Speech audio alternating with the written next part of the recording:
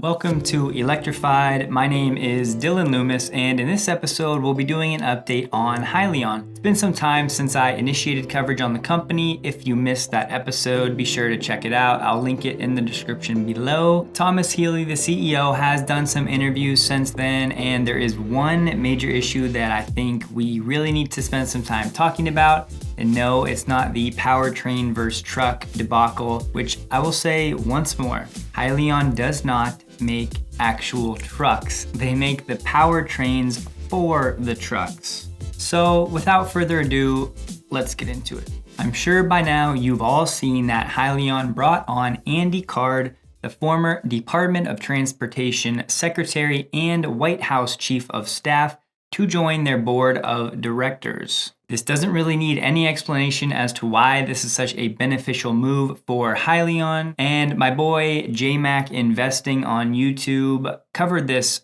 first. If you guys aren't familiar with JMac, make sure you go check out his channel after this episode. I've linked his channel in the description below. He's the one, by the way, that had the exclusive interview with Thomas Healy well before most of YouTube and the public had any idea who Hyliion was. So JMac, if you're watching this, shout out to you. Keep up the great work. And I thought it was cool that when Andy Card was asked why he's now joining Hyliion, he said two words, and they were Thomas Healy. The CEO, the first time I heard this dude talk, I immediately really liked him as well. But even Andy Card is basically enamored with Thomas, his humility, his work ethic, his confidence, not arrogance. And as we know, in a world where so much of what we see is marketing fluff and sales and hype, this Hyliion and Thomas Healy are exactly the opposite. So getting into the Benzinga interview, they had Thomas Healy on recently and talked about a variety of topics, so I want to highlight some of those points. He talked about how they were approaching electrification differently than Tesla and Nikola. Of course, Tesla uses the grid to generate electricity. Nikola will plan to use hydrogen fuel cells. So what Hyliion does is they leverage renewable natural gas, which we'll get into more in a moment, on board, literally locally on the truck, to generate electricity to charge the batteries, avoiding use of the grid or hydrogen fuel cells. Thomas mentioned how them not creating actual trucks obviously makes their path to market much more efficient, less CapEx intensive, but most importantly, these trucks that other OEMs use already on the road, they're already validated. They've already done the crash testing and everything else, so they're ready to go. In addition, shifting to full electrification is a serious weight on the grid. He talked about the 1,000 Hypertruck ERX order from Agility, which is a global logistics company.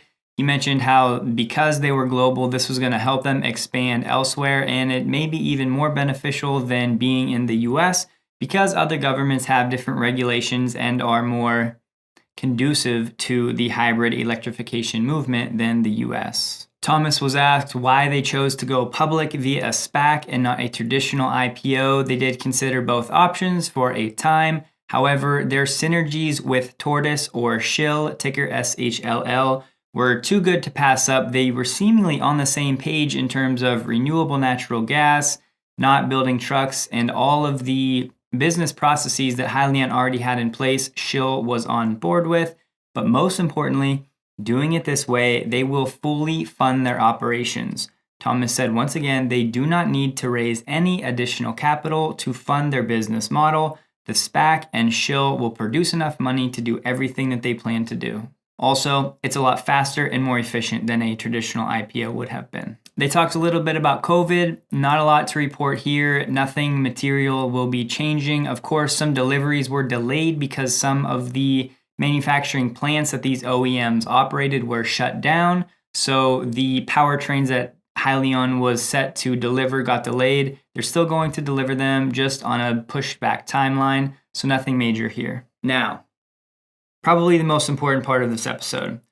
For my first Hyliion video, I had many people very upset, all up in arms about the net negative carbon emissions and the renewable natural gas basically being marketing fluff. So I took some time and I did some research, and what I want to do for you guys is break down the differences between gas, natural gas, renewable natural gas, compressed natural gas, liquefied natural gas, just to help you understand what is really going on here, and more importantly, in conversation as you talk to people, hopefully you're mentioning, Hyliion and electrification, and many people will have doubts. There are plenty of skeptics. So hopefully I'm going to present this information in an easy to digest fashion so you can remember talking points. So if someone says, oh, renewable natural gas is a joke, or it's yada, yada, yada, you'll actually have answers and you know what you're talking about. Also, if you're investing in Hyliion, this is stuff you really should know, not just for evangelism purposes. So let's start with gas, which you're familiar with at the pumps, compared to natural gas.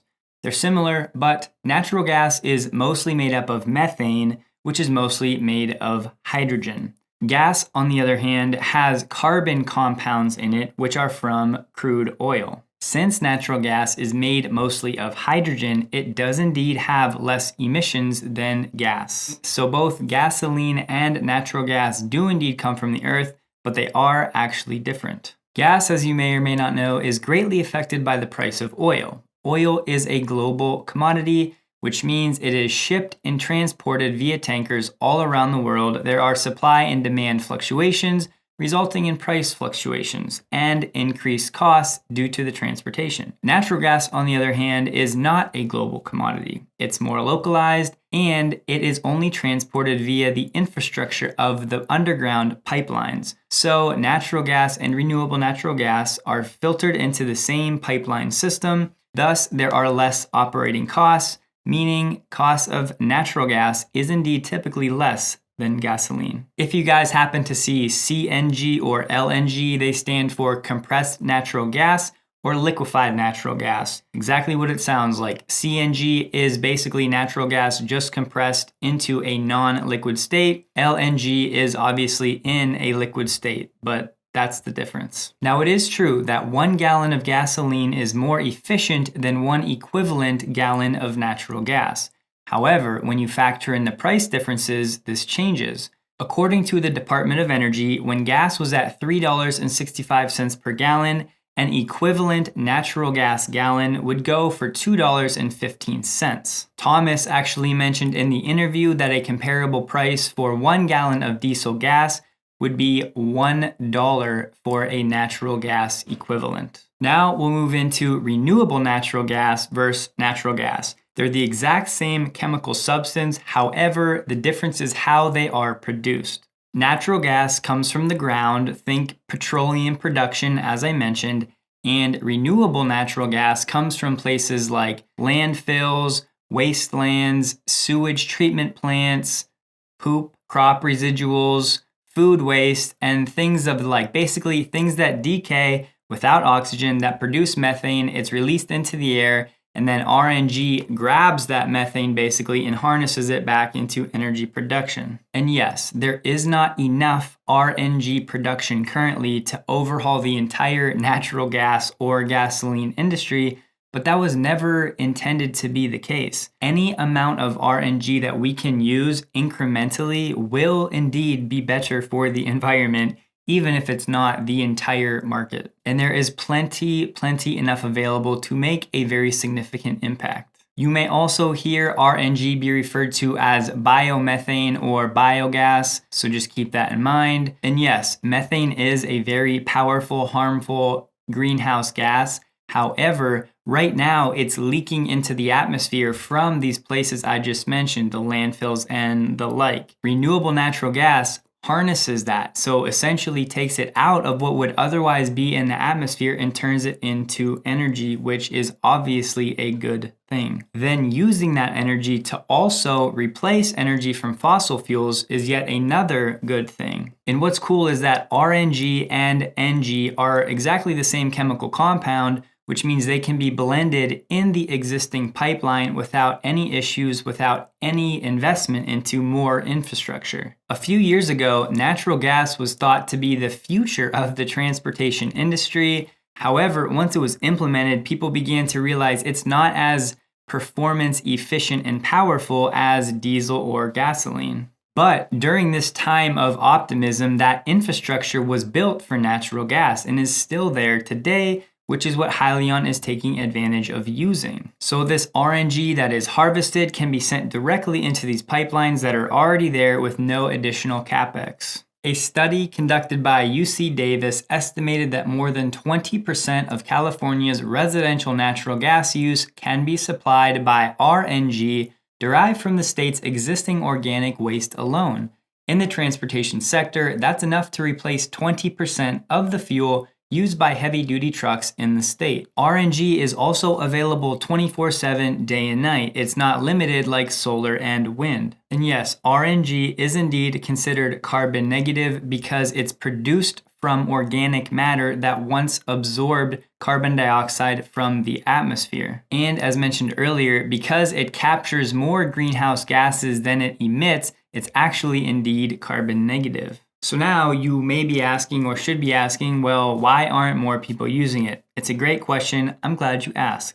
It comes down to the performance. Natural gas just doesn't provide enough power generation for good performance, especially in the long-haul trucking space. But enter Hyliion to save the day and overcome one of the main drawbacks of natural gas. Their electric powertrain solutions provide that instant torque, acceleration, and power that was lacking, so now they can take all of the other benefits, the reduced emissions, the cost savings, and efficiency, and provide better power performance with their electric batteries and electric motors, so it's really tough to find an actual big downside. And guess what? You don't get that performance with diesel, and you don't get it with gasoline, so it starts to feel like the best of both worlds if you think about it. And I don't know, guys, I mean, I just really love this company more and more from the top to bottom, what they're doing, and they're literally the here and now, but they're also gonna be the future.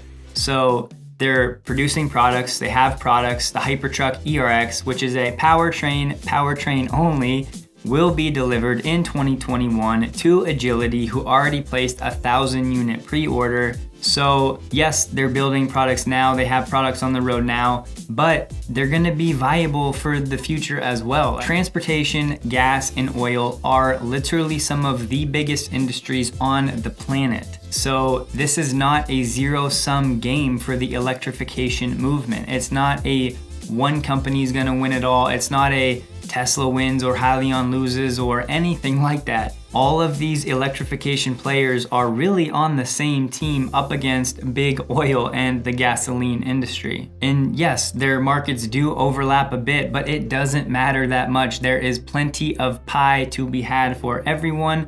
There is a place for everyone, and not even the big and mighty Tesla can do this on their own. If you guys want more detailed information about Hyliion, if you're not familiar, once again, check out the video linked below and at the end of this episode. I will continue to cover this company as things will get a lot more exciting when they become public sometime toward the end of September, which is when the reverse merger is supposed to go down. Thomas recently said that they sent in a proxy. It's being reviewed by the SEC now. They should get comments back here in the near future. And then hopefully we'll get more information on the logistics of what will happen toward the end of September.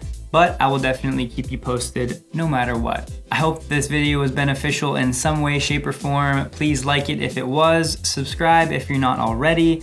I appreciate you guys watching. I hope you have an excellent day.